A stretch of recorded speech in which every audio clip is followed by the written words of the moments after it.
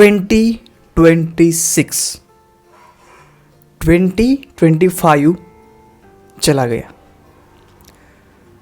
मैंने बहुत सारी चीज़ें करने की सोचा था, लेकिन ऐसा लग रहा है कि कुछ भी नहीं हुआ।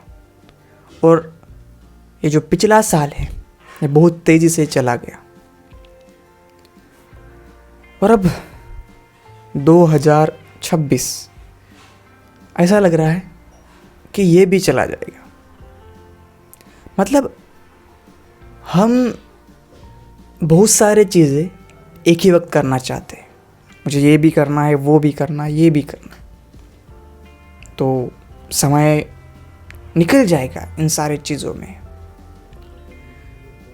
तो मुझे लगता है कि हमें ना पहले तो सिर्फ एक ही चीज़ को पकड़ना होगा कि हमें पहले ये चीज़ करनी है, इस पर पूरा 100% फोकस देना है।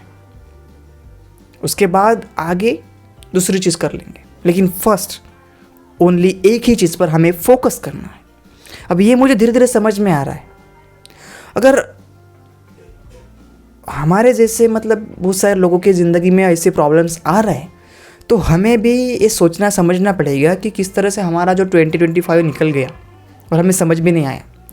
अब 2026 को भी हमें पकड़ के रखना है। ये भी बहुत तेज़ी से भाग जाएगा, समय किसी के लिए रुकता नहीं।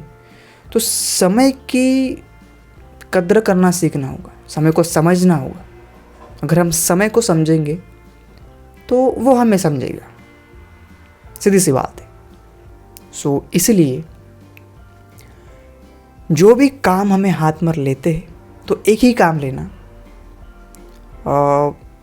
एक ही वक्त में ज़्यादा काम मत करना।